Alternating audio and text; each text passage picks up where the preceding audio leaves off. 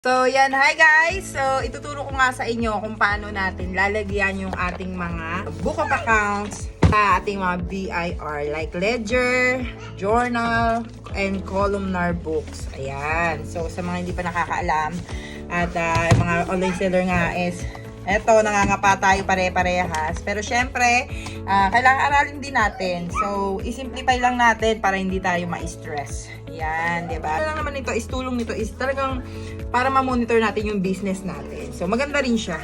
Diba? So, unahin natin, meron kasi akong scratch dito. Ayan, binili ko lang din to sa National Bookstore, pero wala tong tatak. Ang mga books of account natin ay may tatak na galing sa BIR. Ayan, 'di ba? So, ganito guys, no? So, dito sa journal, dito nakalagay yung ating mga sales receipt or invoice. So, yung mga niresibuhan natin, dito natin 'yan ilalagay. So, nilagyan ko lang siya ng sales para mas malinaw, mas madaling tandaan. Pa lang is nagpa-register na kami. So, meron sa akin nagpa-resibo na isa. Ayan. So, ang nilagay ko lang dito sa akin is yung date. January 2024 yung date or kung kailan kayo nag-umpisa magpa-register. Tapos yung date lang kung anong date ng January.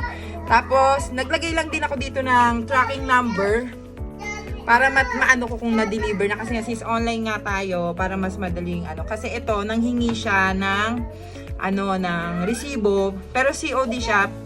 Pero tinry ko lang din kasi syempre nag-explore tayo. So na-delivered naman siya.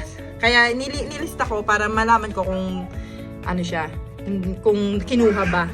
And then yung name of particulars yung bumili. And then yung sales invoice number, yan nilagay ko lang din dito, sales invoice number, yung number yan ng natin, resibo. And then yung amount. So ayan lang ang gagawin natin guys dito. Lahat lang ng nasa resibo natin ang ilalagay natin dito sa ating journal. Yan. Okay? And then, next natin is yung ledger. Ayan, sa ledger, purchases ang nilagay ko. So, ito yung mga cash disbursement. Ito yung ating mga puhunan. Yung stock natin, dito yan nakalagay. Ayan, ayan lang din nilagay natin dyan. January 2024, yung year, tapos date.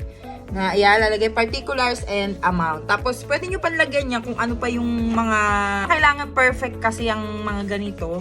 Ang importante, naiintindihan natin yung sinusulat natin or yung yung monitor ng negosyo natin. So dito natin lalagay yung mga puhunan natin. Kasama i-attach yung ating mga resibo na makukuha sa ating mga supplier. So kung graduated tax ka is kailangan mo yon, pero kung 8% tax ka naman is hindi mo na kailangan, pero kailangan mo na lang siyang ilista dito para ma-monitor mo lang yung cash flow din ng iyong business. Para kasi hanapin na baka mamaya ma-tax map tayo, no? So dito naman sa columnar book, ito yung expenses. So yung expenses, ganun din. So ayan, tinabi ko ng resibo nung nagpag-gasolina kami. Yan, gaya niyan. Ayan mga expenses yan, like mga tape, packaging tape.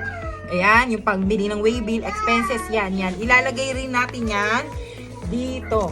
Okay? Sa cash disbursement din pala, sa ledger din pala, pwede natin ilagay yung ating mga OR receipt na nakukuha natin sa mga Lala Moves, sa related lagi sa pagninegosyo natin. So, dito, nilagay rin din natin ang date and particulars. Ayun lang yung nilalagay natin dito. So, dito nilalagay yung mga expenses like yung mga ginagamit natin sa pag-ship, pang waybill, ano pa ba? Pang gas or kumain kayo, galing kayo ng pwede yon, maliless yon sa ating tax. Syempre, madaling mabawas para yun sa mga graduated tax. Okay? So, kung ikaw nag-umpisa ka pa, bumili ka na lang muna ng ganito. So, kung ayaw mo magkamali na dito, bumili ka muna ng ganito sa lalo nagta-trial pa rin tayo, 'di ba? Ayan, kasi ginawa ko 'yan. Para just in case na mali-mali ako, 'di ba? Nagmo-monitor din ako ng stocks. So, ayun, parang yan ginagawa ko na bago ko aralin. Bumili lang kayo dito sa sa National Bookstore. Yan, naglagay-lagay lang ako diyan. So, ganyan lang din siya, ha? Ayan, para ma-monitor niyo yung business niya. So, yun lang. Kung may mga tanong kayo, join kayo sa GC namin. Bye!